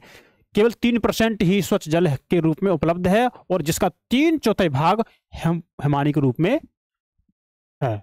3/4 भाग। तो ये हमने नदियों के बारे में देख लिया। अब देखते हैं झीलें। अब क्या देखते हैं, झीलें। देखिए, कश्मीर घाटी तथा प्रसिद्ध डल झील, नाव वाले, जो भी कश्मीर घाटी हो गई, और जो भी आपकी प्रसिद्ध जो डल झील है, वहां पर आप देखिए नाव वाले घरों, है ना, जो नाव वाले घरों नहीं होते, जो नाव पे घर बने होते हैं, आपने कभी देखा हो। और आपने नहीं देखा हो तो आप यूट्यूब पे या आप गूगल पर सर्च करिए कि नाव वाले घर कैसे होते हैं, जिन पर नावों में घर बने होते हैं, है ना। तो कश्मीर घाटी तथा प्रसिद्ध डल झील, नावों वाले घरों तथा शिकारा से तो आप परिचित ही होंगे, और नहीं परिचित होंगे तो आप इसे गूगल पर देख लीजिए, जो प्रत्येक वर्ष हजारों पर्यटकों को आकर्षित करते हैं। मतलब यहाँ पर पर्यटक, मतलब लोग वहां पर घूमने जाते हैं, देखने जाते हैं। इसी प्रकार आप अन्य झील वाले स्थानों पर भी एक गए होंगे। हाँ, इसके अलावा क्या कर रहे होंगे आप, इसके अलावा आप अन्य झील वाले स्थानों पर भी गए होंगे, तथा वहां नौकायान, तैराकी, अन्य जलीय खेलों का आप आनंद ले रहे होंगे। मतलब जहां नौकाएं चल रही होंगी, लोग तैर रहे होंगे उसमें, और अन्य भी जो जल में खेल खेले जाते हैं, आप उसको देखकर आनंदमय हो रहे होंगे, है ना। कल्पना कीजिए कि अगर कश्मीर, नैनीताल एवं दूसरे पर्यटन स्थलों पर झीलें नहीं होती। कल्पना कीजिए कि कश्मीर हो गया और नैनीताल हो गया, और दूसरे पर्यटन स्थलों पर अगर झील नहीं होती, तब क्या वे उतना ही आकर्षित करते जितना कि आज करते हैं। ये बोल रहे हैं कि वहाँ पर जो आज जो झीलें हैं, जहाँ पर लोग घूमने जाते हैं, है ना, देखने जाते हैं, अच्छा लगता है, अगर वहाँ पर झील नहीं होती तो क्या लोग वहाँ पर घूमने जाते, ये बात कह रहे हैं। तो ये कल्पना खुद कीजिए। अब बताइए, क्या आपने कभी ये जानने की कोशिश की है कि इन पर्यटकों को आकर्षित करने के लिए किसी स्थान पर झीलों का क्या महत्व है? क्या आप जानते हैं ये? पर्यटकों के आकर्षण के अतिरिक्त मानव के लिए अन्य कारणों से झीलें का क्या महत्व है, बताइए। इसके अलावा पर्यटकों के अलावा और मानव के लिए अन्य क्या महत्वपूर्ण कारण हो सकते हैं, है ना। तो मानव के लिए अन्य कारणों से भी झीलों का क्या महत्व है ना, झीलों का महत्व आप बताइए। और पृथ्वी की सतह के गर्त वाले भागों में जहां जल जमा हो जाता है उसे झील कहते हैं। गर्त मतलब गड्ढा, है ना, वहां पर जो जल जमा हो गया, भर गया, उससे क्या बोलते हैं, झील बोलते हैं। क्या आप जानते हैं बड़े आकार में झीलों को समुद्र कहा जाता है, जैसे कैस्पियन, मृत तथा अरल सागर। बड़े आकार की झील है ना, बड़े आकार वाली झीलों को समुद्र कहा जाता है, जैसे कैस्पियन सागर, मृत सागर, अरल सागर बोलते हैं। क्या ये बड़े सागरी झीलें ये, है ना। भारत में भी बहुत सी झीलें हैं आपके भारत देश में। तो भारत में बहुत सी झीलें, ये एक दूसरे से आकार तथा अन्य लक्षणों से भिन्न हैं। भारत में झीलें तो बहुत हैं, लेकिन वे एक दूसरे से भिन्न हैं। कैसे भिन्न है? किसी का आकार बड़ा है, किसी का छोटा है, कोई मीठे जल वाली झील है, कोई खारे जल वाली झील है। तो लक्षण और आकार में इसमें भिन्नता है। अधिकतर झीलें स्थायी होती हैं तथा कुछ में केवल वर्षा ऋतु में ही पानी होता है, जैसे अंतर्देशीय अपवाह वाले और दो शुष्क क्षेत्रों की द्रोणी वाली झीलें, जहां वर्षा ऋतु का जल प्राप्त होता है, उन्हें पानी प्राप्त हुआ, झीलें बन गई, पानी खत्म, झीलें खत्म, सूख गई। ये बात बताइए इन्होंने। या कुछ ऐसी झीलें हैं जिनका निर्माण हिमानियों एवं बर्फ के चादर की क्रिया के फलस्वरूप हुआ है, जबकि कुछ अन्य झीलों का निर्माण वायु, नदियों, मानवीय क्रियाकलापों के कारण हुआ है। कुछ झीलों का निर्माण हिमानी क्रिया के माध्यम से हुआ है ना। कुछ का निर्माण वायु की क्रिया के माध्यम से हुआ है, और नदियों के माध्यम से हुआ है, और मानवीय क्रियाकलापों के माध्यम से हुआ है। एक विसर्प नदी बाढ़, देखिए, एक विसर्प नदी बाढ़ वाले क्षेत्र में कटकर गोखुर झील का निर्माण करती है। क्या करती है कि एक विसर्प नदी बाढ़ वाले क्षेत्रों में कटकर गोखुर झील का निर्माण करती है। स्पिट बार, बार बोलते रोधका, तटीय क्षेत्रों में लेगुन का निर्माण करते हैं, जैसे चिल्का झील, पुलिकट झील तथा कोल्लूर झील अंतर्देशीय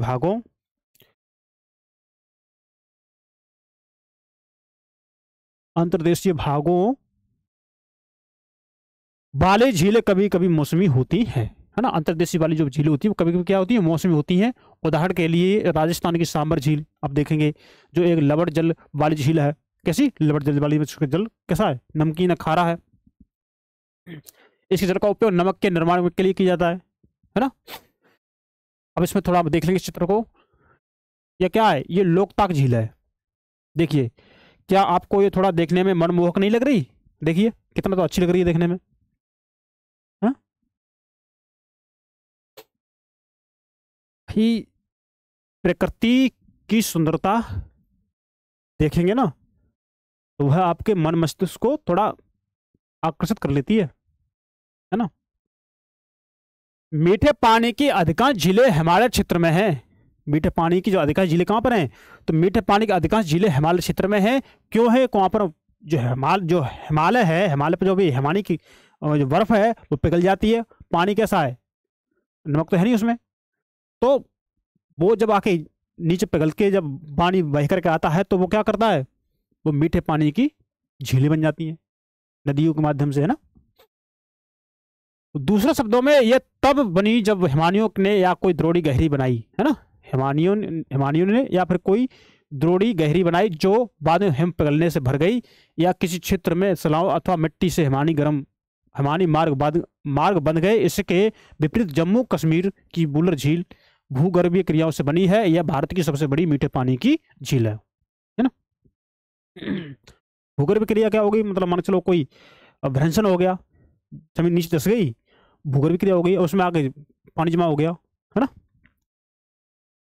डल झील, भीमताल, नैनीताल, लोकताक, बड़ा पानी, कुछ अन्य महत्वपूर्ण मीठे पानी की ये झीलें हैं। तो मीठे पानी की झील कौन कौन सी है? देखिए, डल झील हो गई, भीमताल हो गई, है ना, नैनीताल हो गई, लोकताक हो गई, बड़ा पानी होगी। क्या है? ये कुछ महत्वपूर्ण पानी, मतलब मीठे पानी की झीलें हैं। इसके अतिरिक्त जल विद्युत उत्पादन के लिए नदियां पर बांध बनाने से भी झील का निर्माण हो जाता है। इसके अतिरिक्त जल विद्युत उत्पादन के लिए नदियों पर बांध बनाने से भी झील का निर्माण होता है। जैसे हम बिजली बनानी है तो बांध बना देंगे ना, तो बांध तो वो भी एक झील का निर्माण करती है ना। क्या करती है? वो भी एक झील का निर्माण कर देती है। जैसे गुरु गोविंद सागर, है ना, भाखड़ा नागर परियोजना देखेंगे। झीलें मानव के लिए अत्यधिक लाभदायक होती हैं, है ना। एक झील नदी के बहाव को सुचारू बनाने में सहायक होती है। एक नदी क्या करती है? नदी का जो भी बहाव है उसको बहाव को सुचारू बनाने के लिए, बहाव को कंटिन्यू करने के लिए सहायक होती है। और अत्यधिक वर्षा के समय यह बाढ़ को रोकती भी है। झील इसलिए उपयोगी है ना। अधिक बारिश हो गई, बाढ़ आ रही है, उस पानी को स्टोर कर लो उसमें, झील में पानी भर जाएगा। और जैसे सूखा पड़ रहा है तो उस झील से पानी जाने दो बाहर नदियों में, क्या दिक्कत है? तो ये वर्षा के समय यह बाढ़ को रोकती है तथा सूखे के समय मौसम में यह पानी के बहाव को संतुलित करने में सहायक करती है। झीलों का प्रयोग जल विद्युत उत्पन्न करने में भी किया जाता है। झीलों के माध्यम से क्या करते हैं? हम बिजली भी बनाते हैं। यह आसपास के क्षेत्रों की जलवायु को सामान्य बनाती है। आसपास की जो भी जलवायु क्षेत्र है उसको नॉर्मल करती है ना। झीलों की प्राकृतिक सुंदरता पर्यटन को बढ़ाती है तथा हमें मनोरंजन प्रदान करती है। तो ये इसके झील के फायदा हो गए। मैंने क्या कहा? आपकी यूपीएससी क्वेश्चन वहां से डालेगी ना, वहां से बनाएगी जहां मानव के लिए उपयोगी हो, मानव के लिए इंपोर्टेंस हो, वहां नेचुरल प्राकृतिक संतुलन हो। ऐसा तो नहीं कोई इससे प्राकृतिक संतुलन कोई बिखराव आ रहा हो, कोई टूटन फूटन हो रही हो, मतलब कोई विखंडन हो रहा हो। भाई अगर प्राकृतिक, अगर मान लो इकोसिस्टम ही खराब हो जाए तो मानव बचेगा क्या? नहीं। तो सारा खेल मानव के लिए है ना, और प्रकृति के लिए। नदियों का अर्थव्यवस्था में महत्व आप देखिए। अब नदियों का अर्थव्यवस्था में क्या महत्व है भाई? तभी तो आपकी यूपीएससी क्वेश्चन बना रही है। संपूर्ण मानव इतिहास में नदियों का अत्यधिक महत्व रहा है। संपूर्ण मानव इतिहास में नदियों का अत्यधिक महत्व रहा है। नदियों का जल मूल प्राकृतिक संसाधन है। क्या है? मूल प्राकृतिक संसाधन है, मतलब इसका कोई वो नहीं है, ये प्रकृति का संसाधन है ये। तथा आप देखेंगे अनेक मानवीय क्रियाकलापों के लिए अनिवार्य है ये। अब अनेक मानवीय क्रियाकलाप क्या हो गए? परिवहन के लिए उपयोगी होती है अपनी नदी, जल की सिंचाई के लिए, झीलों को पानी स्टोर करने के लिए, शहरों में पानी पहुंचाने के लिए, उद्योगों में पानी की जरूरत पड़ती है, कृषि के लिए कार्यों के लिए जरूरत पड़ती है पानी की, उसके लिए मानव के लिए यूज होता है ये पानी, है ना। तो यह मानवीय क्रियाकलापों के लिए अनिवार्य है। यही कारण है कि नदियों के तट ने प्राचीन काल से ही आदिवासियों को अपनी ओर आकर्षित किया है। क्यों? तो नदी मानव के लिए उपयोगी है। नदी के पास रहकर के मानव अपने अन्य जो आर्थिक गतिविधियां अपनी जीविका चलाने वाले कार्य कर सकता है। इसलिए आदिवासी जो लोग हैं शुरुआत से प्राचीन काल से देखेंगे कि लोग नदियों के किनारे बसते चले आ रहे हैं। ये गांव अब बड़े शहरों में परिवर्तित होते चले गए हैं। मतलब अब ये जो पहले गांव थे नदियों के किनारे, अब वो बड़े बड़े शहर बन गए। अपने राज्य के उन शहरों की एक सूची तैयार कीजिए जो नदी किनारे स्थित है, बताइए। किंतु भारत जैसे देश के लिए जहां के अधिकांश जनसंख्या जीविका के लिए कृषि पर निर्भर है, वहां सिंचाई, नौ संचालन, जल विद्युत निर्माण, नदियों का महत्व बहुत अधिक है। राष्ट्रीय नदी संरक्षण योजना। देश में नदी सफाई कार्यक्रम का शुभारंभ 1985 में गंगा एक्शन प्लान GAP के साथ आरंभ हुआ। वर्ष 1995 में राष्ट्रीय नदी संरक्षण योजना यानी NRCP के तहत अन्य नदियों को जोड़ने के लिए गंगा कार्य योजना का विस्तार किया गया। नदियां देश में जल का प्रमुख स्रोत हैं। NRCP का उद्देश्य नदियों के जल में प्रदूषण को कम करके जल की गुणवत्ता में सुधार करना, यह उद्देश्य है। तो नदियों के प्रदूषण को कम करना है और नदियों को जो गुणवत्ता है ना उसको बढ़ाना है। नदियों के जल की गुणवत्ता को बढ़ाना है। अब देखिए नदी प्रदूषण क्या है। नदी जल की घरेलू, औद्योगिक तथा कृषि में बढ़ती मांग के कारण इसकी गुणवत्ता प्रभावित हुई है। इसकी नदी की, इसलिए औद्योगिक कृषि में इसकी मांग बढ़ रही है ना। इसकी गुणवत्ता इस वजह से प्रभावित हुई है। इसके परिणाम स्वरूप नदियों से अधिक जल की निकासी होती है। जल जितना चाहिए उससे ज्यादा उसका निकास हो जाता है। इससे इसका आयतन घटता जा रहा है। दूसरी ओर उद्योगों का प्रदूषण और अपरिष्कृत कचरे नदी में मिलते जा रहे हैं, है ना, मिलते रहते हैं। इससे उसकी गुणवत्ता खराब हो रही है जल की। यह केवल जल की गुणवत्ता को ही नहीं बल्कि नदी के स्वतः स्वच्छीकरण की क्षमता को भी प्रभावित करता है। मतलब जो नदी स्वतः ही स्वच्छ हो जाती है ना उसको भी प्रभावित करता है। कैसे? देखिए उदाहरण के लिए आप देखेंगे कि समुचित जल प्रवाह में गंगा का जल लगभग 20 किलोमीटर क्षेत्र में फैले बड़े शहरों की गंदगी को तनु करके समाहित कर सकता है। मतलब जैसे किसी शहर है ना, किसी शहर की गंदगी और नदी गंगा नदी में है तो गंगा नदी स्वतः ही 20 किलोमीटर एरिया तक बह करके उस गंदगी को साफ कर सकती है। लेकिन अब नहीं हो पा रहा। क्यों? तो हर शहर की गंदगी गंगा में जा रही है, बताइए। लेकिन लगातार बढ़ते हुए औद्योगिकरण एवं शहरीकरण के कारण ऐसा संभव नहीं हो पाता तथा अनेक नदियों में प्रदूषण का स्तर बढ़ता जा रहा है। क्यों? औद्योगिकरण बढ़ रहा है भैया, जनसंख्या बढ़ रही है, नगरों का कचरा उसी में जा रहा है, अपशिष्ट पदार्थ उसी में जा रहे हैं। इसलिए गंगा अब 20 किलोमीटर जो बह करके अपने आप को शुद्ध कर लेती थी ना, अब वो नहीं कर पा रही। नदियों में बढ़ते प्रदूषण के कारण इनको स्वच्छ बनाने के लिए अनेक कार्य योजनाएं लागू की गई हैं। क्या आपने कभी ऐसी कार्य योजना के बारे में सुना है? नदी के प्रदूषित जल से हमारा स्वास्थ्य किस प्रकार प्रभावित होता है, बताइए। नदी का जो जल प्रदूषित है उससे हमारा स्वास्थ्य किस तरह से प्रभावित होगा? बिना स्वच्छ जल का मानव जीवन, इस विषय पर विचार करें तथा अपनी कक्षा में एक वाद विवाद प्रतियोगिता का भी आयोजन करें।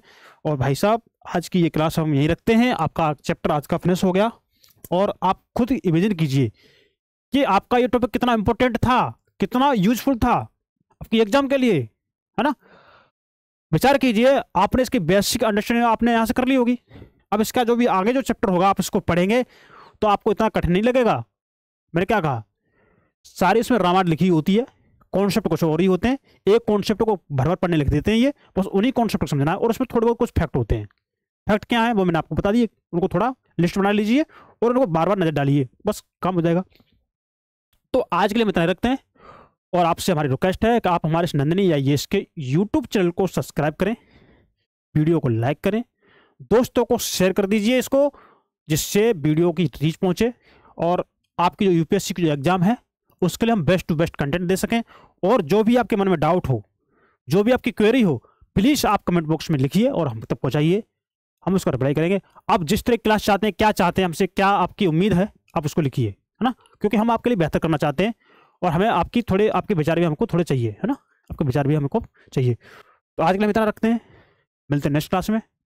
और आप तब तक अपने स्वास्थ्य का ख्याल रखिए, अच्छी डाइट लीजिए, पढ़ते रहिए और थोड़ा टेंशन फ्री रहिए, है ना, टेंशन फ्री रह करके आप काम करिए। तो आज के लिए इतना ही रखते हैं, मिलते हैं नेक्स्ट क्लास में। नमस्कार, थैंक यू, धन्यवाद, गुड बाय।